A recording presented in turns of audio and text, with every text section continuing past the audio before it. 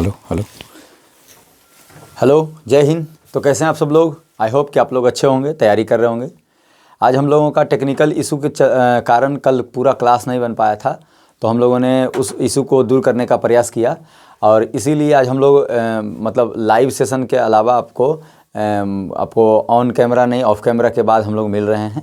तो आप वीडियो के फॉर्म में जाकर के इसको आप देख सकते हैं क्लास को, और जैसे ही इशूज़ समाप्त होते हैं तो आपको हम फिर से लाइव सेशन स्टार्ट कर देंगे। आपकी तैयारी नहीं रुके, इसके लिए हम लोग आपको वीडियो के आप हमारे चैनल पर जाएंगे और वीडियो में ये वाला आपको क्लास देख सकते हैं। इसमें पूरा क्लास हम लोग आज आपको बता देते हैं कि बिहार पुलिस बल के लिए जो मद्य निषेध की परीक्षा आयोजित की गई है, उसके लिए हम लोग 2010 से 2025 तक जितने भी परीक्षा हुई है बिहार पुलिस CSBC के द्वारा, उन परीक्षाओं का यहाँ पर हम लोग सॉल्व पेपर को तेज़ी से चला रहे हैं। तो आज हमारा सेट नंबर 8 होने वाला है।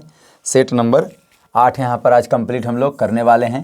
तो आप अंत तक हमारे वीडियो को देखें और इसमें हिंदी, अंग्रेजी जैसे सभी विषयों की आपको यहाँ पर क्लास को हम लोग आज करने वाले हैं। तो आशा करते हैं कि आपको ये वाला क्लास भी आपको अच्छा लगेगा। और अगर आप पुराने वीडियो को नहीं देखे हैं तो लाइव में जाकर 7 जो आपका क्लास बन चुका है उन क्लास को आप जाकर के देख सकें, जिसमें आपको 2010 से लेकर के 2015 तक के आपको सेट वहाँ पर मिल जाएंगे। और आज हमारा 2016 का मद्य निषेध उत्पाद सिपाही का ये आपको सेट है।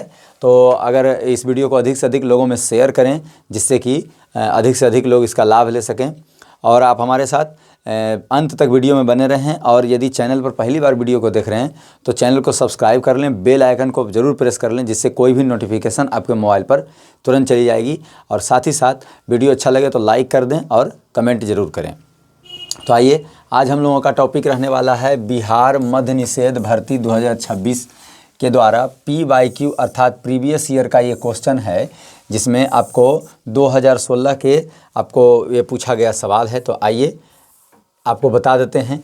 मॉडल हल प्रश्न पत्र बिहार पुलिस उत्पाद भर्ती परीक्षा, मॉडल हल प्रश्न पत्र है बिहार पुलिस के उत्पाद भर्ती परीक्षा के लिए आपको यहाँ पर 31/7/2016 को ये परीक्षा आयोजित की गई थी, उसी के स्मृति पर आधारित है आपको। और आपका सबसे पहला आपको हिंदी के बाद अंग्रेजी, उसके बाद सामाजिक विज्ञान में हिस्ट्री, ज्योग्राफी, पॉलिटिकल साइंस, उसके बाद साइंस में फिजिक्स, केमिस्ट्री, बायोलॉजी, सभी प्रश्नों के सेट हम लोग तेज़ी से इसको आज करने वाले हैं। तो आइए आप हमारे साथ अंत तक वीडियो में बने रहें।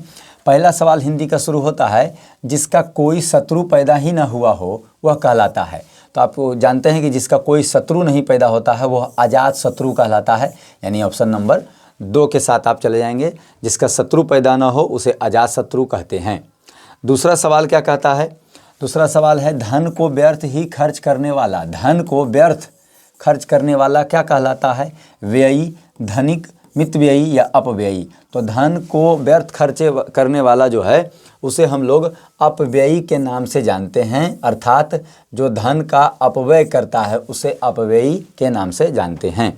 तो इस प्रकार से लाइव सेशन में थोड़ा सा प्रॉब्लम चल रहा है, उसके लिए हम लोग आपको इस प्रकार से वीडियो बना करके हम लोग क्लास को डालेंगे। तो आप ज़रूर हमारे क्लास को देखेंगे और प्यार देंगे, और इनमें सभी प्रश्नों को उसी प्रकार से किया जाएगा। और लाइव सेशन का भी क्लास आप जाकर के देख लें, और इसमें लाइव में जाएंगे तो 7 जो पहले सेट हो रखा है वो सब आप जाकर के देखें। ये सेट आपको एग्ज़ाम में आने वाले प्रश्न हैं और एग्ज़ाम में ही आए हुए प्रश्न हैं। तो आइए तेज़ी से आपको क्लास करवाते चलते हैं थोड़ा सा। यहाँ पर अगला सवाल है कि जिसके हस्ताक्षर नीचे अंकित हैं वो कहलाता है अधो हस्ताक्षर, हस्ताक्षरित, अधो हस्ताक्षरकर्ता और अनावृष्टि। तो यहाँ पर जिसके हस्ताक्षर नीचे अंकित होते हैं, ऐसे डॉक्यूमेंट यानी कागज़ को अधो हस्ताक्षर कहते हैं। अगला सवाल भी यहाँ पर चौथा नंबर हो जाएगा। बरसात बिल्कुल न होना क्या कहलाता है? अनावृष्टि, अल्पवृष्टि, अनावृष्टि या अनासृष्टि। यानी कह रहा है कि अनवृष्टि और अल्पवृष्टि और अनासृष्टि और अनावृष्टि। तो बरसात यहाँ पर कह रहा है कि बिल्कुल नहीं हुआ है, तो अनावृष्टि के साथ हम लोग जाएंगे। अल्प मतलब होता है कि कम वर्षा हुई है, अनवृष्टि कोई शब्द नहीं है, अनसृष्टि आपको जगत या संसार के निर्माण से संबंधित बात है। तो ऑप्शन नंबर 4 में हमारा अनावृष्टि है, जो कि बिल्कुल करेक्ट है। अगला 5वां सवाल ले लेते हैं। 5वां सवाल कहता है कि निम्न विकल्पों में से तद्भव शब्द का चयन कीजिए। अंत्र, अंध्र, अंगुष्ठ या अंडी। तो यहाँ पर जो तद्भव शब्द होते हैं वो यहाँ पर कौन है? तो सबसे पहले तद्भव शब्द हमारा अंगुष्ठ है, यानी अंगूठा के और जो उंगलियों के आपको बीच में जो तद्भव शब्द उत्पन्न होता है वो अंगुष्ठ। क्या आपको यहाँ पर ऑप्शन नंबर 3 बिल्कुल करेक्ट है। चौथा भी आपको सवाल हिंदी से ही जुड़ा सवाल है। छठा सवाल, बहती गंगा में हाथ धोना का सही अर्थ होता है चातुर्य वृत्ति से काम निकालना, अपना काम निकालना, पुण्य का कार्य करना और अवसर का लाभ उठाना। तो हम जानते हैं कि बहती गंगा में हाथ धोना का सही ऑप्शन आप जाएंगे तो अवसर का लाभ उठाना। जैसे एग्जाम में चोरी चल रहा है तो आप भी उस चोरी में शामिल हो गए तो आपने बहती गंगा में क्या किया? तो हाथ धोया। तो इस प्रकार से ऑप्शन नंबर 4 बिल्कुल आपको यहाँ पर करेक्ट लग रहा है। तो अवसर का लाभ उठाना अर्थात बहती गंगा में हाथ धोना। 7वां नंबर सवाल देख लें। कहता है कि निम्नलिखित में से कौन सा शब्द स्त्रीलिंग नहीं है, यानी स्त्रीलिंग के नहीं होने का कौन सा शब्द यहाँ पर कह रहा है?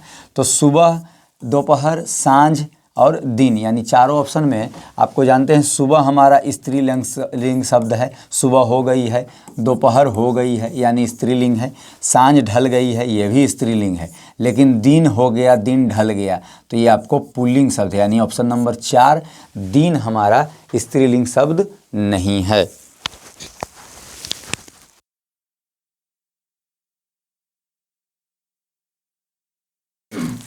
इस प्रकार से 8वां सवाल कहता है कि निम्नलिखित में से कौन सा शब्द हंस का पर्यायवाची है? तुरंग, भुजंग, पंचवाण और मराल।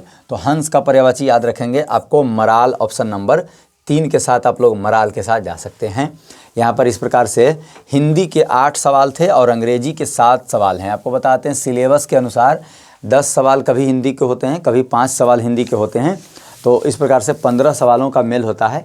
इस सेट में 8 और 7 का रेशियो आपको बनाया गया है। और गणित का आपको 10 सेट होता है, 10 प्रश्न होता है। Physics, chemistry, biology, social science में सभी सब मिला करके यहाँ पर सेट में दिया गया है। अगला है choose the word which is synonym of the word given in bold letter, यानी साइनोनेम का मतलब होता है समानार्थी या एक जैसे शब्द। तो यहाँ पर साइनोनेम इवोक का क्या होता है? डेवलप, स्लो, रिमूव और कॉल फोर्थ। तो इवोक का मतलब होता है पुकारना, तो उसका हो जाएगा कॉल फोर्थ। उसके बाद आपको ऑप्शन नंबर 3 में कॉल फोर्थ दिख रहा होगा, वो आपको कॉल फोर्थ हो जाएगा। अगला फिर कहता है कि choose the word which is antonym of the word given in bold letter. Antonym का मतलब हो जाता है उल्टा शब्द या विलोम शब्द, उल्टा या विलोम शब्द। तो इनहेल का उल्टा क्या हो जाएगा? ब्रीद मतलब होता है सांस लेना, रिस्पायरेशन मतलब ही होता है सांस लेना, और एक्सेलेंट यहाँ पर दूसरे शब्दों को प्रयोग किया है, तेज तरार को बोध करता है। इनहेल तो एक्सहेल, यानी ऑप्शन नंबर 4 में आपको इनहेल आपको दिख जाएगा। तो ऑप्शन नंबर ऑप्शन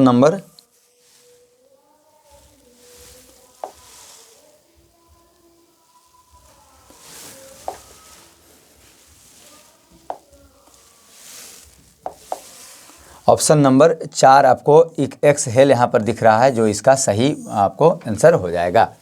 तो इस प्रकार से ऑप्शन नंबर 4 का जो शब्द है वो आपको सही होना है। तो आइए नेक्स्ट सवाल की ओर आपको ले चलते हैं। अगला सवाल क्या कहता है?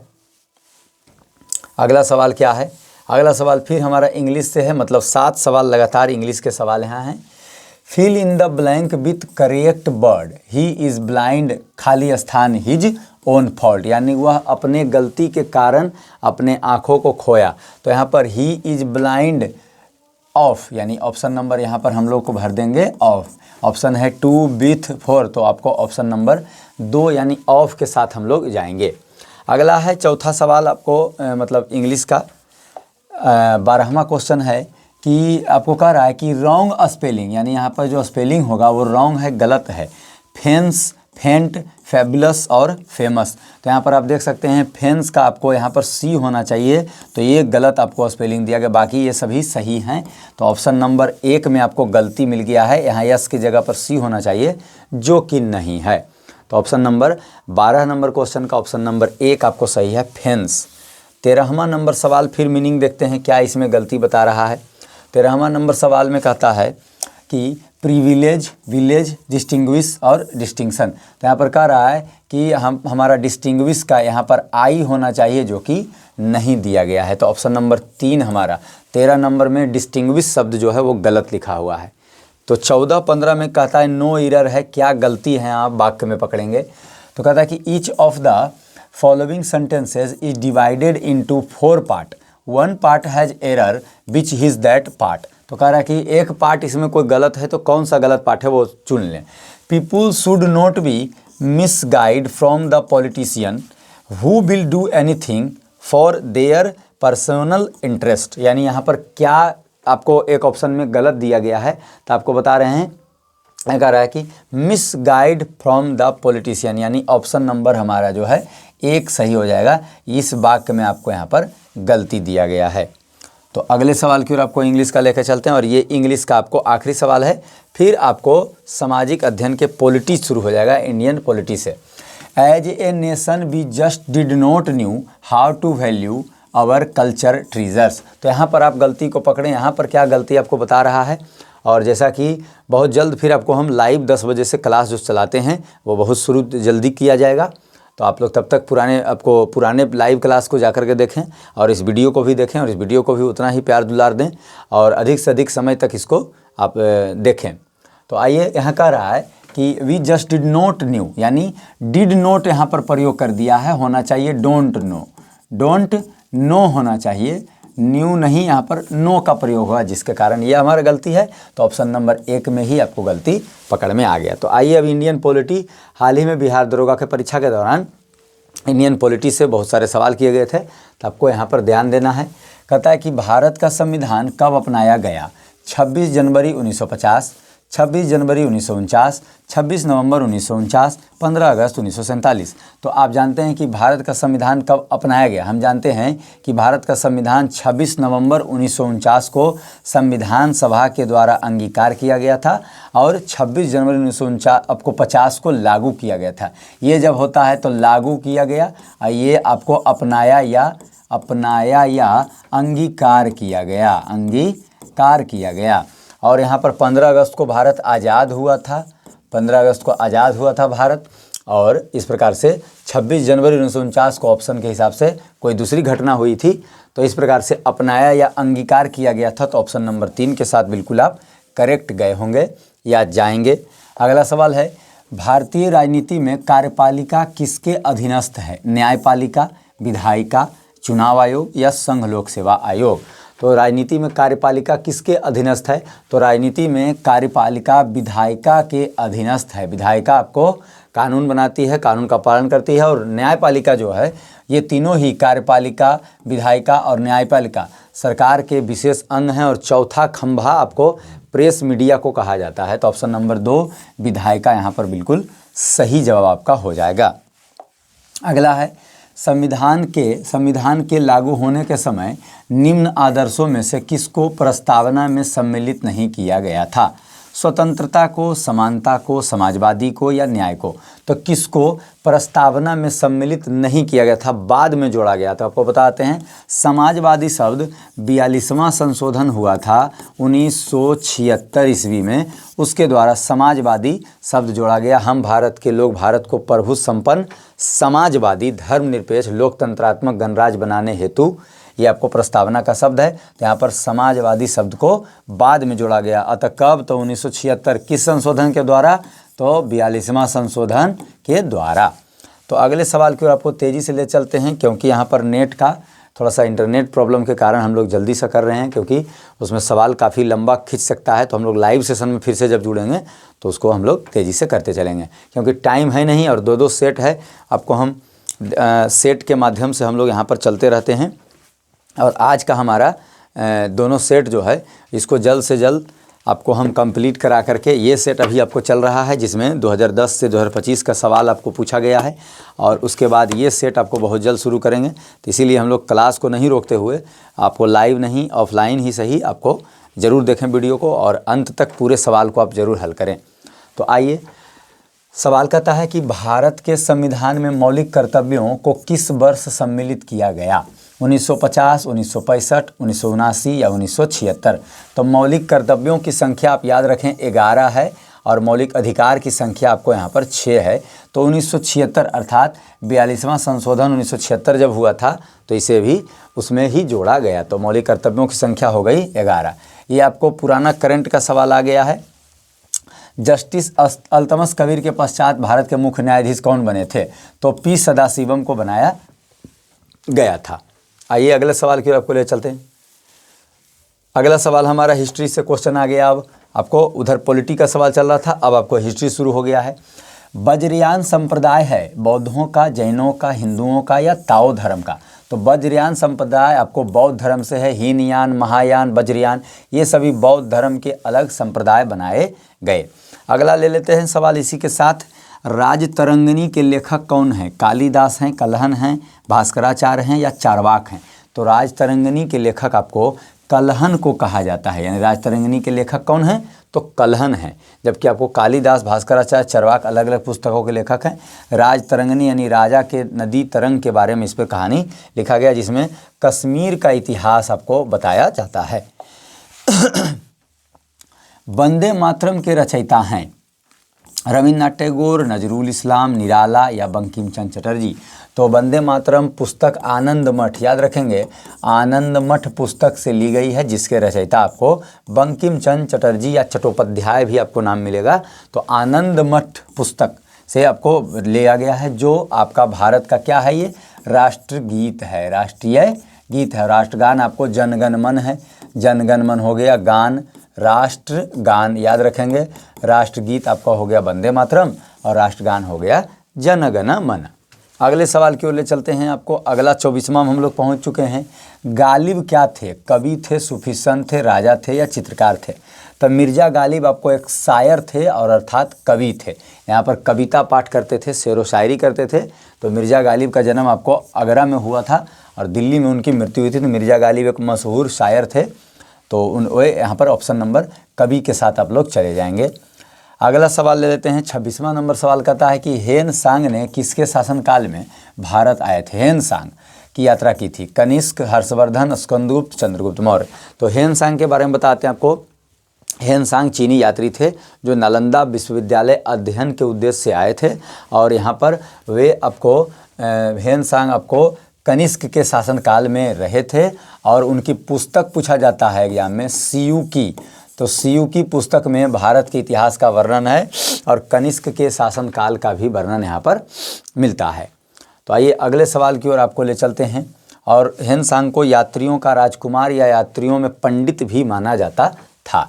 निम्नलिखित में से कौन सी नदी का उद्भव अमरकंटक से होता है? गोदावरी, नर्मदा, कृष्णा और ताप्ती? तो अमरकंटक से निकलने वाली नर्मदा नदी है। तो ऑप्शन नंबर 2 के साथ आप जाएंगे, नर्मदा नदी। अगला सवाल देख लेते हैं।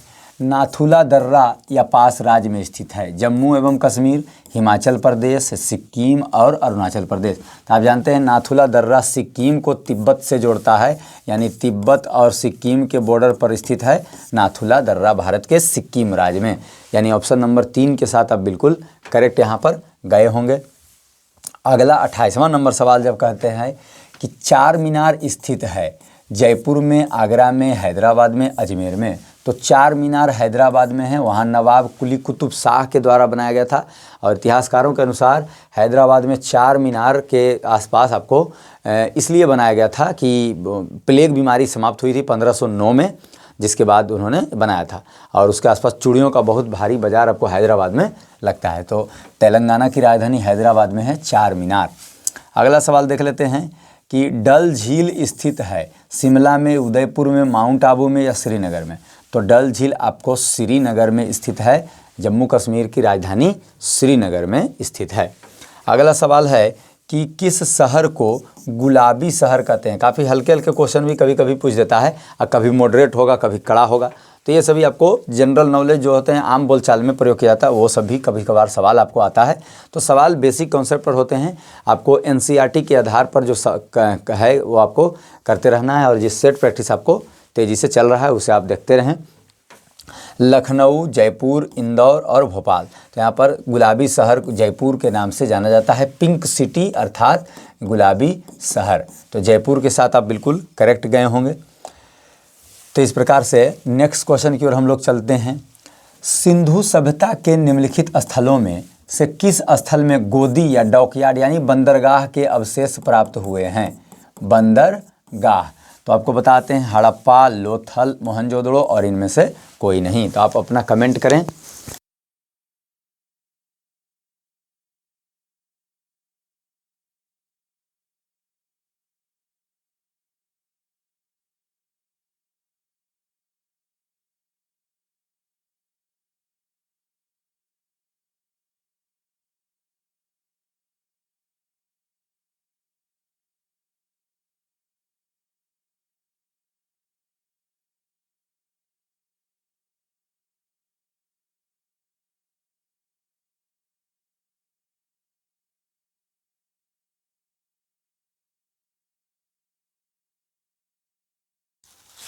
आइए, सिंधु सभ्यता में निम्नलिखित में से गोदी या बंदरगाह कौन सा पाया गया था? बंदरगाह हुए जहाँ पर से सामान आपको मिस्र और आपको मेसोपोटामिया की सभ्यता से आते थे। तो हड़प्पा है, लोथल है, मोहनजोदड़ो है और आपको इनमें से कोई नहीं। तो लोथल गुजरात स्थित आपको बंदरगाह था, जहाँ से दूसरे सभ्यताओं जैसे मिस्र और मेसोपोटामिया की सभ्यता से आपको सामान आते जाते थे। तो लोथल आपको बंदरगाह था हड़प्पा सभ्यता के दौरान। अगला है, मान्यता के अनुसार महाभारत की लड़ाई कुरुक्षेत्र में कितने दिनों तक लड़ी गई थी? 14 दिनों तक, 16 दिनों तक, 21 दिनों तक या 18 दिनों तक? तो आप देख लें ऑप्शन। तो आप जानते हैं कि महाभारत की लड़ाई भगवत गीता के अनुसार 18 दिनों की हुई थी, जिसमें आपको 18 दिन ऑप्शन नंबर 3 में दिख रहा होगा, 18 दिन। अगला सवाल ले लेते हैं, 33वां नंबर सवाल।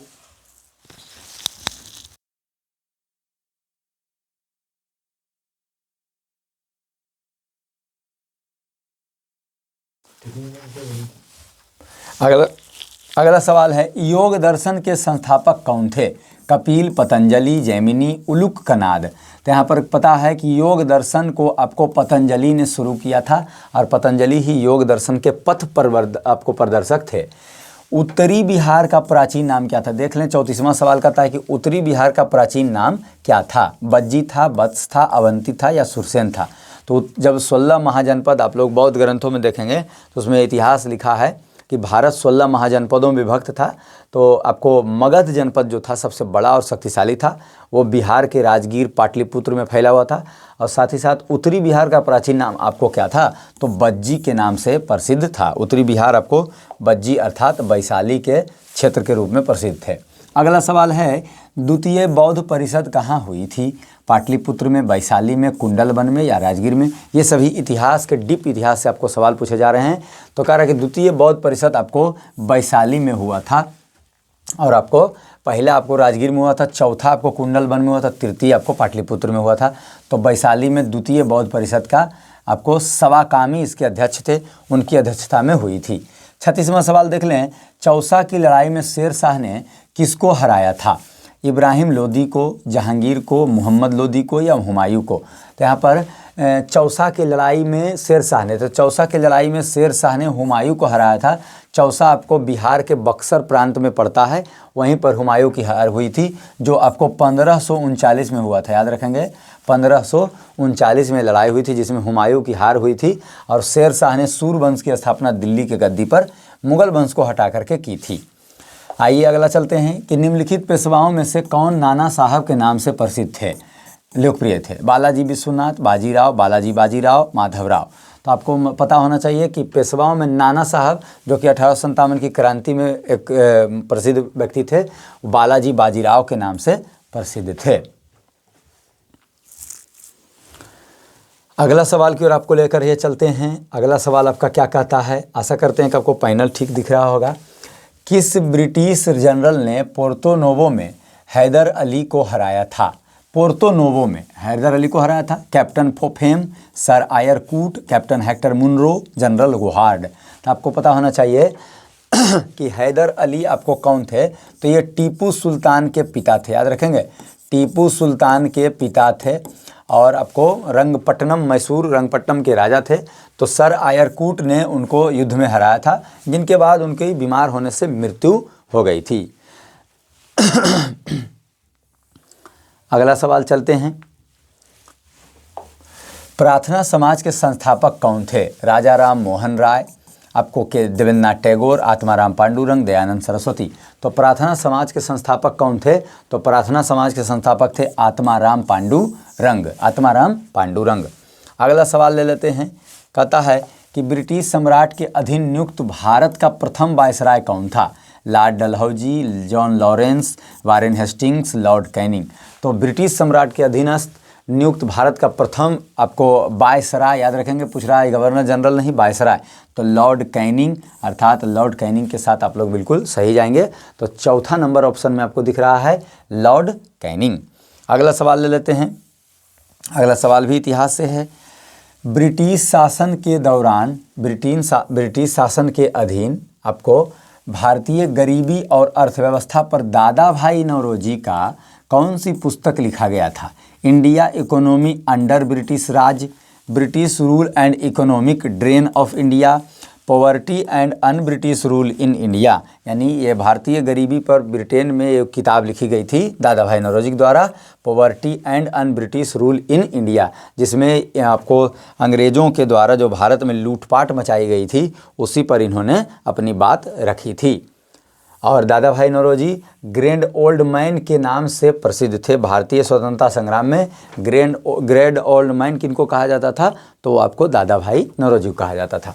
अगला सवाल लेते हैं कि पुस्तक माई एक्सपेरिमेंट विद ट्रूथ के लेखक कौन थे? अरविंदो घोष, M.K. गांधी, बाल गंगाधर तिलक, विनोबा भावे। तो आपको कह रहा है कि यहाँ पर कौन थे? माई एक्सपेरिमेंट विद ट्रूथ, तो महात्मा गांधी के द्वारा, यहाँ M.K. गांधी दे रहा है, महात्मा गांधी के द्वारा ही ये आपको पुस्तक लिखी गई थी, सत्य के साथ मेरे प्रयोग, अर्थात माई एक्सपेरिमेंट विद ट्रूथ। तो अगला सवाल चलेंगे। 43वां सवाल क्या कहता है कि विश्व का सबसे गहरा महासागर है? प्रशांत महासागर, अटलांटिक महासागर, हिंद महासागर और आर्कटिक महासागर। तो विश्व का सबसे गहरा महासागर है प्रशांत महासागर, उसका भाग है मेरियाना, याद रखेंगे, मेरियाना गर्त जिसे ट्रेंच भी कहते हैं, और ये 11,033 मीटर गहरा है। तो मेरियाना ट्रेंच प्रशांत महासागर का सबसे गहरा भाग है, और दुनिया का सबसे गहरा जगह मेरियाना ट्रेंच हो गया, और सबसे ऊंचा जगह एवरेस्ट हो गया। इन दोनों में आपको कितना फासला है? तो आइए अगला सवाल लेकर चलते हैं। 44वां सवाल कहता है कि पृथ्वी के कुल सतह क्षेत्र का लगभग कितने प्रतिशत भाग जलमंडल में शामिल है? यानी पृथ्वी पर कितना भाग जलमंडल है, हाइड्रोस्फीयर है। तो वायुमंडल के 4 भाग हैं, उसी प्रकार से जलमंडल एक अलग भाग है। तो 70%, यानी पृथ्वी पर 3 हिस्सा जल है और 1 हिस्सा आपको स्थल है। अगला सवाल है, अपनी धुरी पर पृथ्वी के घूर्णन की दिशा है? पूर्व से पश्चिम, पश्चिम से पूर्व, उत्तर से दक्षिण या दक्षिण से उत्तर। तो इस प्रकार से पृथ्वी के कुल आपको किस दिशा से घूरती है? तो पृथ्वी आपको पश्चिम से पूर्व दिशा में परिभ्रमण करती है। तो अगले सवाल की ओर आपको ले चलते हैं। वायुमंडल की कौन सी परत बड़े जेट विमानों के लिए आदर्श उड़ान परिस्थितियों के हालात प्रदान करती है? मेसोस्फीयर, ट्रोपोस्फीयर, स्ट्रेटोस्फीयर और थर्मोस्फीयर। तो कह रहा है कि वायुमंडल किस आपको उड़ते हैं? तो थर्मोस्फीयर, ऑप्शन नंबर 4 के साथ चले जाएंगे। समताप मंडल, और उसके बाद आपको समताप मंडल में आपको वायुयान उड़ते हैं। 47वां नंबर सवाल देख लेते हैं। निम्न में से कौन सा मंडल उत्तर मध्य रेलवे का हिस्सा नहीं है? यानी भारत में रेलवे जोनों को, मंडलों को 18 भागों में बांटा गया है, तो उनमें से उत्तर मध्य रेलवे आपका जोन का हिस्सा नहीं है। इलाहाबाद मध्य रेलवे का हिस्सा है, झांसी भी आपको मध्य रेलवे का हिस्सा है, आगरा भी इसी अंतर्गत आ जाता है, लेकिन कोटा जो है वो आपको उत्तर मध्य रेलवे का हिस्सा नहीं है, ये उत्तर रेलवे का हिस्सा है। राजस्थान में होते हुए ये उत्तर मध्य रेलवे का हिस्सा नहीं है, ये उत्तर रेलवे का हिस्सा है। तो आइए अगले सवाल की ओर चलते हैं। अगला सवाल है, निम्नलिखित राज्यों में से किसकी सबसे कम जनसंख्या है? सिक्किम, मिजोरम, नागालैंड और त्रिपुरा। तो निम्नलिखित राज्यों में से किसकी सबसे कम जनसंख्या है? तो यहाँ पर जनसंख्या की दृष्टि से सबसे छोटा राज्य आपको सिक्किम है, और सबसे बड़ा राज्य आप याद रखेंगे उत्तर प्रदेश है। तो ऑप्शन नंबर ए सिक्किम आपका यहाँ जनसंख्या की दृष्टि से सबसे छोटा राज्य है। दुधवा नेशनल पार्क कहाँ स्थित है? बिहार, मध्य प्रदेश, उत्तर प्रदेश और झारखंड। तो दुधवा नेशनल पार्क आपको उत्तर प्रदेश के आपको सफाई जिले में है। तो दुधवा नेशनल पार्क कहाँ हो गया? Uttar Pradesh, option number 3। अगला सवाल है कि निम्न में से कौन सा ग्रह आकार और द्रव्यमान के मामले में पृथ्वी के लगभग समान है? बुध है, शुक्र है, बृहस्पति है और मंगल है। तो किसे पृथ्वी के बहन या जुड़वा बहन के नाम से जाना जाता है?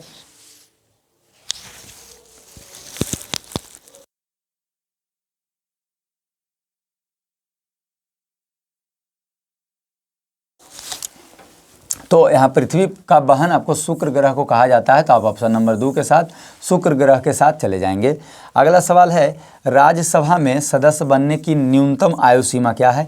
प्रीवियस वीडियो में हमने ये सवाल आपको 3 सेट में लगातार आया है उम्र सीमा के लिए। तो हमने प्रीवियस वीडियो में इस प्रकार के सभी सवालों को हल करवा दिया था। तो आपको हमने पंचायत से लेकर के राष्ट्रपति पद तक के सभी जितने चुनाव में पद आते हैं, तो पुराना वीडियो में जाकर के आप लाइव सेशन में जाकर के लगातार 6 और 7 सेट देखेंगे, उसमें भी आपको ये मिला है, आज भी मिल गया। तो आपको राज्यसभा के सदस्य बनने की न्यूनतम आयु आपको 30 वर्ष है, वहीं विधानसभा की 25 वर्ष है, लोकसभा के 25 वर्ष है। भारतीय कानून के अनुसार किसी अपराधी को किशोर के रूप में परिभाषित किया जाता है 18 वर्ष से कम, 16 वर्ष से कम, 14 वर्ष से कम, 17 वर्ष से कम। यानी भारतीय कानून के अनुसार किसी अपराधी को किशोर 18 वर्ष से कम उम्र के कहा जाता है, और जबकि उससे कम उम्र के लोगों को बाल सुधारगीर यानी बाल किशोर के नाम से जाना जाता है। ऑप्शन नंबर ए में आपको 18 वर्ष से कम दिख रहा है, ये आपको ऑप्शन नंबर 1 हमारा सही है। ये सवाल आपको करेंट आ गया उस समय का। सीरिया के राष्ट्रपति हैं तो बशर अल असद। 54वां नंबर सवाल देखेंगे, ये आपको भूगोल से जुड़ा सवाल शुरू हो जाता है।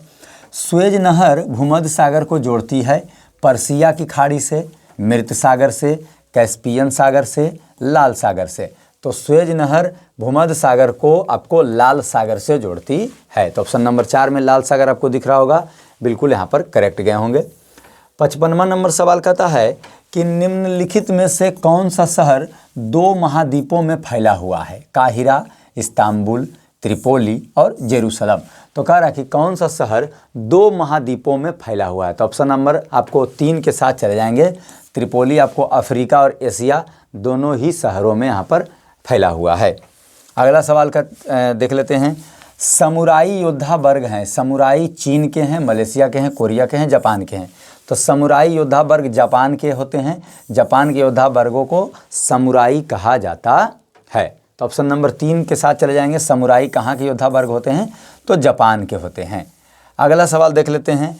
निम्नलिखित में से कौन सा भारत में मौलिक अधिकार नहीं है? समानता का अधिकार है, काम करने का अधिकार भी है, शिक्षा का अधिकार भी है और धार्मिक स्वतंत्रता का अधिकार आपको समानता का अधिकार नहीं है। यानी कह रहा है मौलिक अधिकार नहीं है। अच्छा, यहाँ पर मौलिक अधिकार नहीं है तो समानता के अधिकार के साथ आप चले जाएंगे।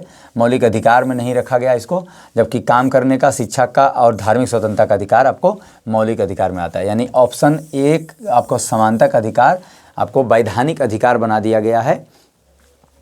अगला सवाल लेके चलते हैं। अगला सवाल कहता है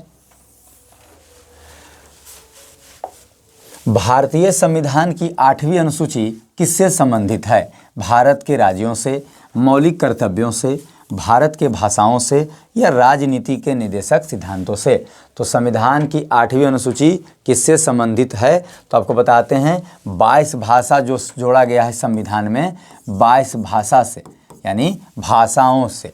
यहाँ पर हिंदी, डोगरी, मैथिली भाषा को शामिल किया गया है, वो आपको उससे संबंधित है। 59वां सवाल है कि भारतीय संविधान की प्रस्तावना में समाजवादी शब्द जोड़ा गया 40वां संशोधन द्वारा, 42वां संशोधन द्वारा, 76वां संशोधन द्वारा या 86वें संशोधन द्वारा। तो अभी इसके पहले भी ये सवाल था समाजवादी, तो 42वां संशोधन 1976 में हुआ था, उसमें आपको जोड़ा गया था। सोच लीजिए इससे जुड़ा आपको 2 सवाल पूछ दिया है एक ही जैसा, तो आपको तो बल्ले बल्ले होगा उनको जिनका तैयारी होगा उस समय। तो आपको ये 2016 का सवाल है, एक क्वेश्चन को 2 बार सेट में पूछा गया है। तो आइए लेके चलते हैं। मेरी कॉम संबंधित हैं कुश्ती से, बॉक्सिंग के, भारोत्तोलन से और तीरंदाजी से। हाल ही में आपको सोशल मीडिया पर अपने दिए इंटरव्यू के कारण इंडिया टीवी पर जो चलाया जाता है इंटरव्यू आपकी अदालत में, एमसी मैरी कॉम आई थी। वो काफ़ी चर्चित हुई थी क्योंकि उन्होंने अपने पति को डाइवोर्स दिया था। उनके कुल मिलाकर के 6 बच्चे हैं और उनके बाद उनका चला था सोशल मीडिया पर। उनके ऊपर फिल्म भी आई थी मैरी कॉम। तो वो किस खेल से संबंधित हैं तो आपको मालूम होना चाहिए कि वो आपको बॉक्सिंग से संबंधित हैं और उन्होंने ओलंपिक में भी मेडल जीतने का काम किया भारत का। अगला सवाल ले लेते हैं। 61वां सवाल कहता है कि मशरूम यानी कुकुरमुत्ता किसका उदाहरण है? कवक है, शैवाल है, हरा पौधा है या एक कोशिकीय पौधा है? तो मशरूम जिसे हम लोग प्रोटीन के स्रोत के रूप में, भोज्य पदार्थ के रूप में लेते हैं, वो आपको कवक है, जिसे छत्रक भी कहते हैं। याद रखेंगे, इसे छत्रक भी कहा जाता है। अगला सवाल देखते हैं। कहता है कि नेफ्रोलॉजी किसका अध्ययन है? गुर्दे का, तंत्रिका तंत्र का, जिगर का या नवजात का? नेफ्रोलॉजी आपको नेफ्रॉन अर्थात गुर्दे की इकाई, याद रखेंगे गुर्दे यानी किडनी की इकाई क्या है तो नेफ्रॉन है। तो उसका अध्ययन आपको नेफ्रोलॉजी कहलाता है, यानी किडनी का अध्ययन आपको क्या कहलाता है तो नेफ्रोलॉजी कहलाता है। तो इस प्रकार से ऑप्शन नंबर 1 में आपको गुर्दा या किडनी के अध्ययन से संबंधित है। तो आइए 63वां नंबर सवाल आपको हो जाएगा, यहीं पर दिख जाएगा। कहता है कि निम्न में से कौन सी जड़ रूट नहीं है? गाजर, मूली, चुकंदर और अदरक। तो इस प्रकार से कौन जड़ नहीं है? तना का रूपांतर है। तो आप याद रखेंगे हल्दी और तना जो हैं, हल्दी और अदरक वो तने के रूपांतरित भाग हैं।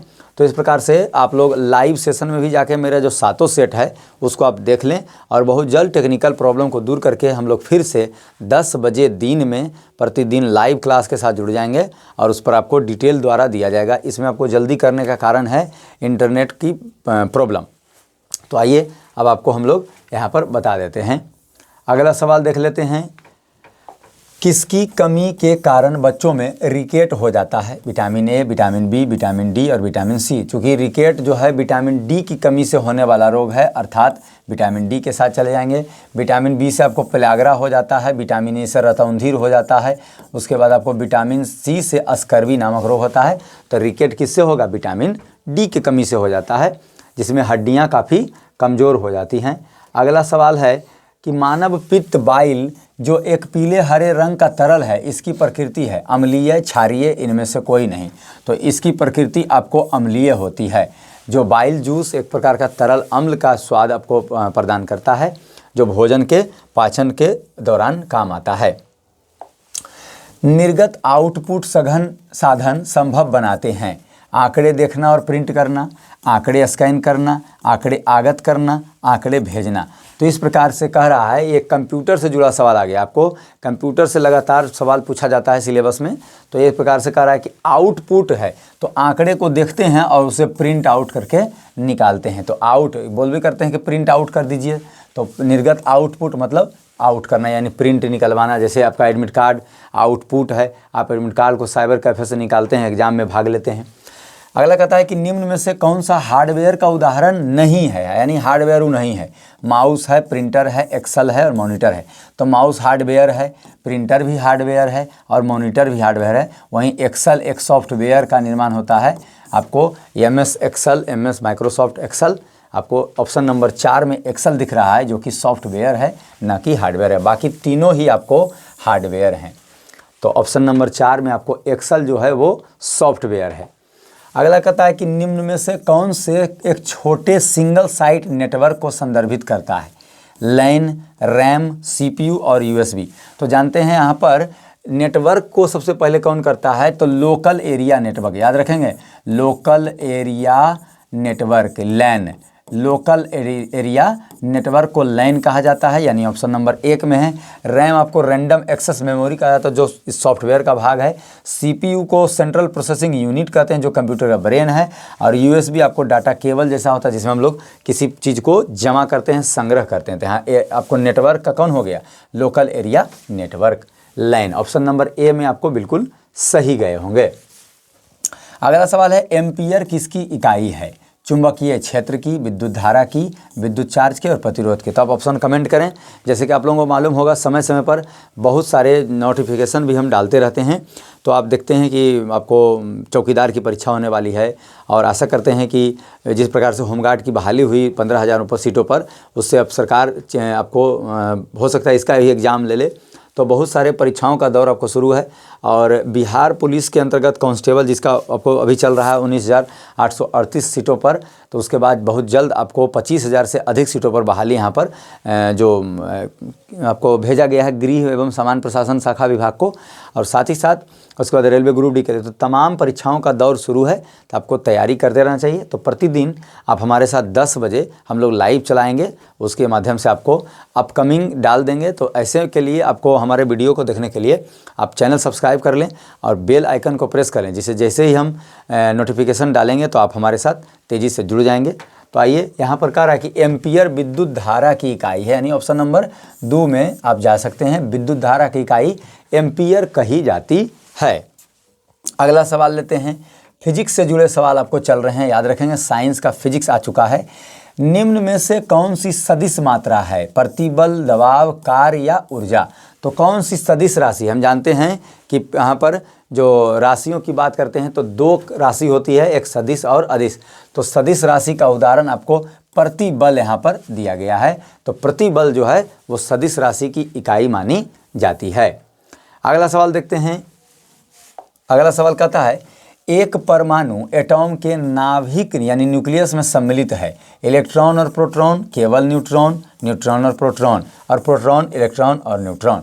तो कह रहा है कि एक परमाणु के नाभिक में सम्मिलित है इलेक्ट्रॉन और प्रोटॉन। तो आप याद रखेंगे कि हम मान लिया हमारा ये आपको परमाणु हो गया, इसका ये नाभिक में आपको न्यूट्रॉन और प्रोटॉन रहता है। प्रोटॉन पर प्लस चार्ज होता है, न्यूट्रॉन पर कोई चार्ज नहीं पाया जाता, जबकि इलेक्ट्रॉन नेगेटिव चार्ज लेकर के आपको इसके चारों ओर परिक्रमा तेजी से करता है।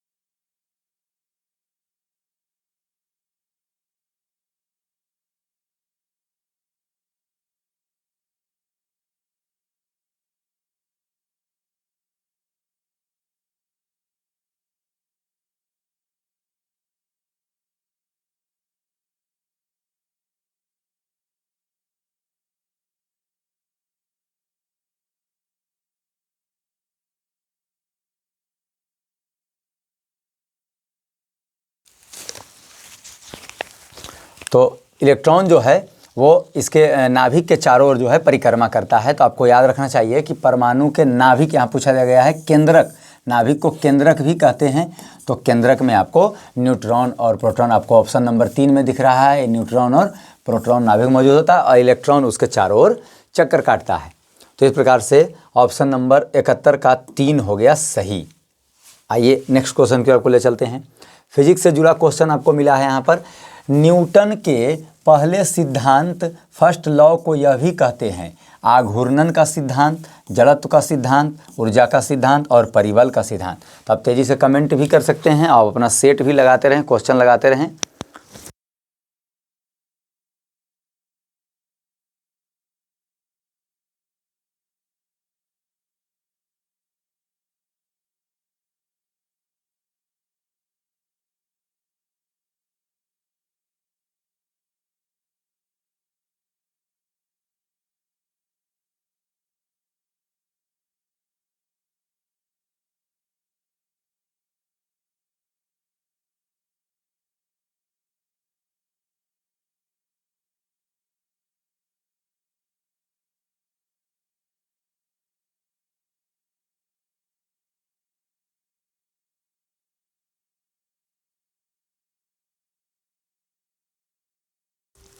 आइए, अब कहता है कि न्यूटन के पहले सिद्धांत को यह भी कहते हैं, आग घूर्णन का सिद्धांत। तो ऑप्शन नंबर 2 में जड़त्व का सिद्धांत के साथ चले जाएं। गैलीलियो ने सबसे पहले आपको जड़त्व की खोज की थी और न्यूटन का प्रथम गति नियम भी गैलीलियो के ही परिभाषा को दर्शाता है कि कोई वस्तु तब तक उसी अवस्था में रहती है जब तक उस पर बाह्य बल आरोपित नहीं किया जाए। तो गैलीलियो के सम्मान में न्यूटन ने जड़त्व का सिद्धांत या गैलीलियो का नियम भी इसको कहा था। तो ऑप्शन नंबर, न्यूटन का पहला नियम को गैलीलियो के जड़त्व का नियम कहते हैं, याद रखेंगे। ऑप्शन नंबर 2 जड़त्व का सिद्धांत। ये आपको 2016 का ये सेट दिया जा रहा है और 2016 में जो हुआ था आपको उत्पाद सिपाही के, उसका आपको 100 प्रश्नों का सेट यहाँ पर दिया गया है। कहता है कि हेमेटाइट किसका अयस्क है, याद रखेंगे। लोहा है, शीशा है, चांदी है, तांबा है। तो हेमाटाइट आपको लोहे का अयस्क है। तो यहाँ पर आपको तांबा का कॉपर पायराइट हो जाता है, कॉपर पायराइट हो जाता है। शीशा का आपको सीडेराइट हो जाता है और यहाँ पर आपको लोहा का हेमाटाइट हो जाता है। मैग्नेटाइट भी आपको पूछा जाता है, तो याद रखेंगे लोहा का आपको मैग्नेटाइट भी हो जाता है। तो यहाँ से इस प्रकार से हेमाटाइट आपको लोहा का कह रहा है, तो ऑप्शन नंबर 1 यानी आपका सही जवाब हो जाएगा। नेक्स्ट क्वेश्चन की ओर आपको ले चलते हैं। 74वां सवाल की ओर हम लोग पहुंच चुके हैं और तेज़ी से करने का कारण आपको पहले ही बता चुके हैं कि थोड़ा सा इंटरनेट सफरिंग के कारण यहाँ पर प्रॉब्लम हो रहा है, जिससे हम लोग लाइव नहीं चला करके आपको वीडियो में रिकॉर्डेड क्लास चला रहे हैं। तो आप इसको लाइव को भी जाकर देख लें और रिकॉर्डेड में भी आप देख लें और अधिक से अधिक लोगों में ये वीडियो को शेयर भी कर दें, जिससे आपको कह रहा है कि अक्रिय गैस नहीं है, नियॉन, हीलियम, आर्गन और हाइड्रोजन। तो आपको मालूम होना चाहिए कि अक्रिय गैस में आपको neon, argon, krypton, radon, xenon, इस प्रकार से आपको neon, argon, krypton, radon, xenon और हीलियम, ये 6 गैसें अक्रिय गैसें मानी जाती हैं। याद रखेंगे इसको, 6 गैस जो है अक्रिय है। वहीं हाइड्रोजन आपको अक्रिय गैस के श्रेणी में नहीं आता है। तो ऑप्शन नंबर 3 में आपको हाइड्रोजन दिख रहा है, हाइड्रोजन आपको अक्रिय गैस नहीं है। बाकी 6 जो हैं अक्रिय गैस के श्रेणी में आते हैं। आप देख रहे हैं अगर वीडियो को तो आप नोट भी कर लीजिएगा। अगला सवाल की ओर आपको ले चलते हैं। निम्न में से कौन सी हास्य गैस यानी लाफिंग गैस के रूप में जानी जाती है? NO2, SO2, N2O और H2O। तो यहाँ पर लाफिंग गैस काफ़ी पॉपुलर क्वेश्चन है, तो आप इसका जवाब दे दें NO2, SO2 और H2O। और आपको यहाँ पर ध्यान दें, कह रहा है कि सल्फर ऑक्साइड हो जाता है इसका नाइट्रोजन ऑक्साइड हो जाता है, इसका सल्फर डाइऑक्साइड हो जाता है और ये आपको नाइट्रस ऑक्साइड, यानी ऑप्शन नंबर 1 और 4 में आपको भ्रमित कर सकता है। याद रखेंगे ये नाइट्रोजन ऑक्साइड है और ये नाइट्रस ऑक्साइड है, जो कि लाफिंग गैस अर्थात हंसाने वाली गैस के नाम से प्रसिद्ध है। अगला सवाल ले लेते हैं। चिली साल्टपीटर किसका समान नाम है? Sodium nitrate, potassium nitrate, potassium nitrate आपको 2 बार नाइट्राइट है और नाइट्रेट है, सोडियम नाइट्राइट है। तो आपको जानते हैं चिली सोरा, या आपको चिली दक्षिण अमेरिकी देश है, उसका चिली साल्टपीटर यहाँ पर नाम दिया गया, जिसे हम लोग पोटेशियम नाइट्रेट के नाम से आम बोलचाल में जानते हैं। ये सोरा है, ये बम विस्फोटक बनाने में काम आता है और वहीं से शुरू हुआ था चिली साल्टपीटर, इसलिए चिली जो दक्षिण अमेरिकी देश है वहाँ से ये आपको चला है। अगला सवाल ले लेते हैं कि अत्यधिक किण्वन से आप क्या समझते हैं? यह न्यूक्लियर अपशिष्ट का निस्तारण करने की पद्धति है, यह कार्बनिक अपशिष्ट से मीथेन उत्पन्न करने की पद्धति है, यह वायुमंडल में CO2 कम करने की पद्धति है, यह अपशिष्ट जल में ईंधन के रूप में हाइड्रोजन उत्पन्न करने की पद्धति है। तो आपको तेज़ी से आप देख सकते हैं क्या कह रहा है। तो याद रखेंगे कि हाँ, ये कह रहा है कि वायुमंडल में तो यहाँ अपशिष्ट जल में ईंधन के रूप में कह रहा है किण्वन। किण्वन से आप क्या समझते हैं? तो न्यूक्लियर अपशिष्ट तो आपको नहीं हो गया, न्यूक्लियर में यूरेनियम का है। कार्बनिक अपशिष्ट से मीथेन, बिल्कुल, यानी कार्बनिक अपशिष्ट जो कार्बनिक चीज़ है जैसे दही दूध का खराब होने से उसमें किण्वन की क्रिया होती है, पेंसिलियम और खमीर ईस्ट आदि उसमें कीड़े उत्पन्न हो जाते हैं, जिसके कारण उससे मीथेन गैस उत्पन्न होता है। तो ऑप्शन नंबर 2 आपको बिल्कुल करेक्ट कर रहा है कि किण्वन मतलब कार्बनिक अपशिष्ट से मीथेन गैस CH4 गैस का निकलना यहाँ पर बिल्कुल सही हो जाएगा। अगला 78वां नंबर सवाल है कि इंटरनेट में से किस टाइप के स्विचन का प्रयोग किया जाता है? तो अब देख लें यहाँ पर इंटरनेट में स्विचन का अर्थ आपको यहाँ पर क्या हो जाता है?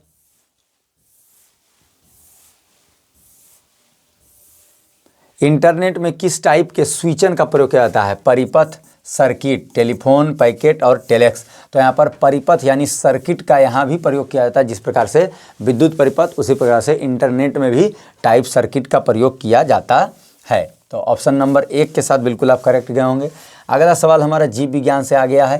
कंकाल की मांसपेशियों की अनुमानित संख्या बताइए। 500, 700, 206 और 200। कंकाल में कितनी मांसपेशियां पाई जाती है? तो कंकाल में कितनी मांसपेशी पाई जाती है? जैसा कि हम लोग जानते हैं कि मानव शरीर में 206 हड्डी यानी कंकाल पाए जाते हैं।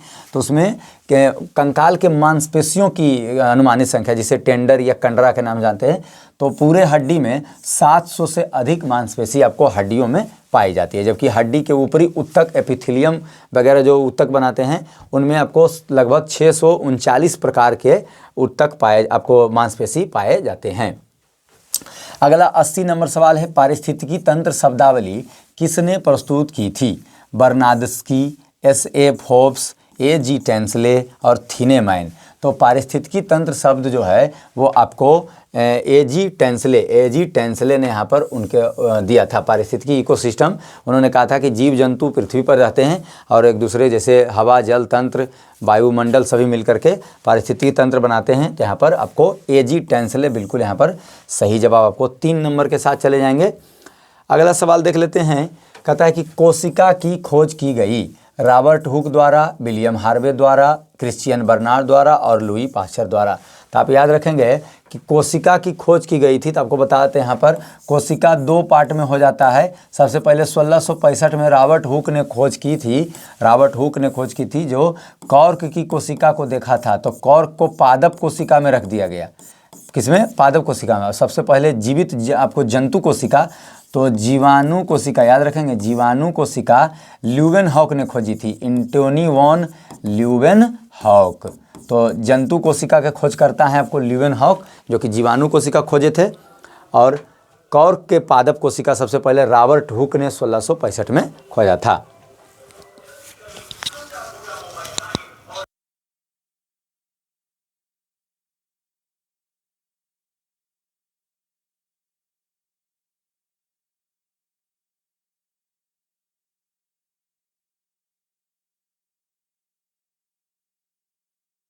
जैसा कि आप लोग देखते हैं और TRE BPSC के द्वारा जो आयोजन हुआ है उसका आपको आयोजन शुरू हो गया है और उसका परीक्षा का डेट दिया है अगस्त सितंबर में परीक्षा ली जाएगी। तो अभी आपके पास बहुत सारा समय है, आप तैयारी करें और प्रतिदिन आप लाइव सेशन के द्वारा, और वर्तमान में आपको लाइव होते ही हम अपकमिंग आपको नोटिफिकेशन भेज देंगे। और साथ ही साथ आप यहाँ पर हमारे साथ जुड़े रहें और प्रीवियस वीडियो को भी देखते रहें। और वीडियो आपको कैसा लगता है लाइक करें, कमेंट करें। और चैनल पर नए हैं, यदि पहली बार वीडियो को देख रहे हैं तो चैनल को सब्सक्राइब कर लें। और यदि इन सब से चीज़ आपको चाहिए, ये सभी आपको PDF चाहिए, तो हमारे टेलीग्राम चैनल वो भी बर्जेस एकेडमी के नाम से है, सर्च करके आप वहाँ पर डाउनलोड कर सकते हैं। तो सभी क्वेश्चन का आपको PDF मिल जाएगा। तो इस प्रकार से हम लोग यहाँ पर, और साथ साथ नोटिफिकेशन का भी PDF आपको मिलते रहेगा। तो कोशिका के खोज आपको हम बता दिए कि रॉबर्ट हुक ने की थी, लेकिन वो पादप कोशिका यहाँ कर, लेकिन कह रहा है कोशिका। अब पादप और जंतु की बात तो की नहीं गई है और ल्यूवेनहॉक भी ऑप्शन में नहीं है। तो इस प्रकार से रॉबर्ट हुक के साथ हम लोग चले जाएंगे। अगला सवाल आपके सामने आ चुका है। कहता है कि पेनिसिलिन के जैव प्रतिरोधी गुणधर्मों की खोज की गई रोनाल्ड रॉस के द्वारा, लुईस पास्चर के द्वारा, अलेक्जेंडर फ्लेमिंग के द्वारा या जोसेफ लिस्टर के द्वारा। तो जैसा कि हम जानते हैं पेनिसिलिन आपको कवक से तैयार किया जाता है, इससे एंटीबायोटिक दवाएं तैयार की जाती हैं। आपको इसका श्रेय अलेक्जेंडर फ्लेमिंग को जाता है।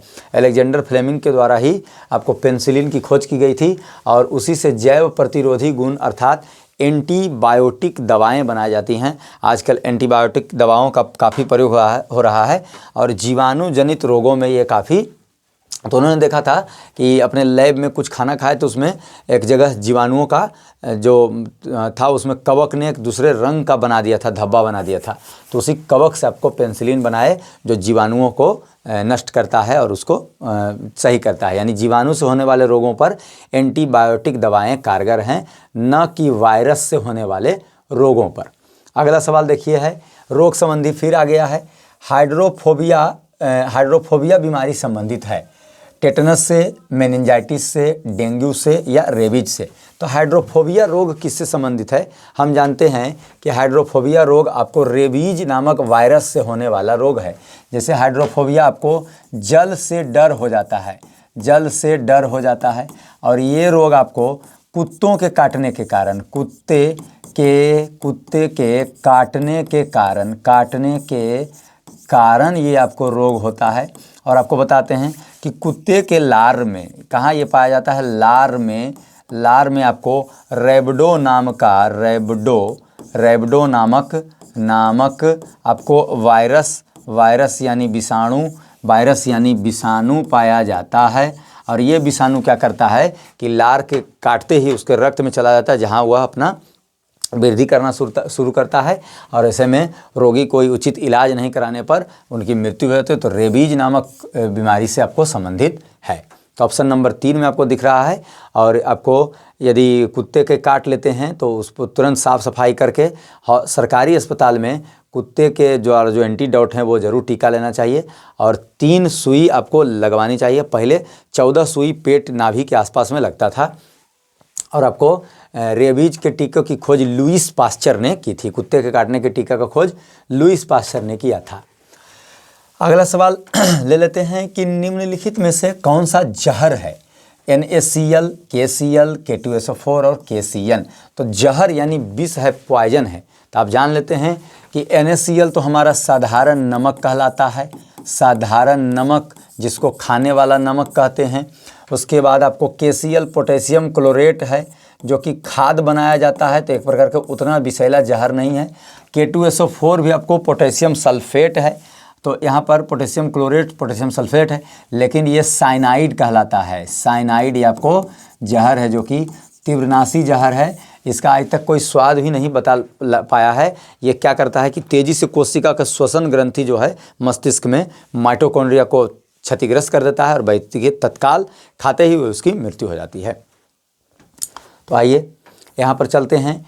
घेंघा की कमी से कौन सा रोग, मतलब घेंघा की कमी से होता है, यानी घेंघा एक रोग है, वो किसकी कमी से होता है? नमक, आयोडीन, विटामिन बी, पोटेशियम। तो गले का घेंघा रोग, आपको गला इसमें सूज जाता है थायरोक्सिन हार्मोन का स्रवण नहीं होने के कारण। तो नमक में आयोडीन, यानी नमक यहाँ दे रहा है भ्रमित करने के लिए, तेजी से आप क्या करिएगा, नमक मार दीजिएगा, लेकिन नमक में आयोडीन की मात्रा के कारण, कमी के कारण ये होता है। तो अगर आप नमक में आयोडीन युक्त नमक लेते हैं तो आपको घेंघा नामक बीमारी नहीं हो पाएगी। अगला सवाल देख लेते हैं। अस्थि सुसुरता ऑस्टियोपोरोसिस खाली स्थान की कमी से होता है। पोटेशियम, लोहा, कैल्शियम और प्रोटीन।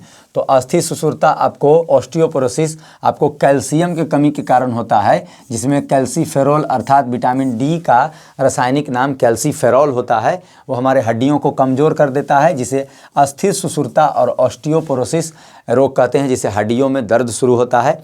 ये खासकर बुजुर्ग पुरुष एवं महिलाओं में अधिक देखने को मिल रहा है।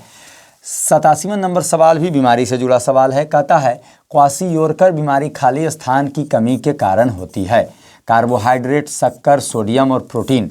तो क्वाशियोरकर के साथ साथ याद रखेंगे मैरेस्मस नामक बीमारी भी आपको प्रोटीन के कमी के कारण यहाँ पर होता है। तो क्वाशियोरकर बीमारी किसके कारण हो जाता है? तो प्रोटीन के कमी के कारण होता है। अगला सवाल ले लेंगे। अगला सवाल कहता है कि निम्नलिखित में से कौन सी प्रजाति खतरे में नहीं है? भारतीय गिद्ध, साइबेरियन सारस, हिमालयी बटेर और भारतीय तोता। तो कौन सी प्रजाति खतरे में नहीं है? भारतीय गिद्ध तो खतरे में है, लगभग विलुप्त भी हो चुका है, और साइबेरियन सारस आपको भारत से विलुप्त हो चुका है, और ये आपको इसका बहुत अधिक शिकार कर दिया जाता है, क्योंकि जब माइग्रेशन आता है तो ये आपको साइबेरिया रूस से चलते हैं, तो रास्ते में इनको बहुत ज़्यादा मार मुर्द भी दिया जाता है। हिमालयी बटेर खतरे में प्रजाति में नहीं आपको है, ये आपको विलुप्त भी हो चुका है, लेकिन भारतीय तोता वर्तमान समय में खतरे में नहीं है। तो भारतीय तोते ऑप्शन नंबर 4 के साथ बिल्कुल जाएंगे, आपका सही हो जाएगा। अगला सवाल देख लेते हैं, कहता है कि अगला सवाल देख लेते हैं कि टाइटन का खाली स्थान का चंद्रमा है, शनि, बृहस्पति, यूरेनस और मंगल। तो टाइटन या टिटॉन भी इसको बोलते हैं। तो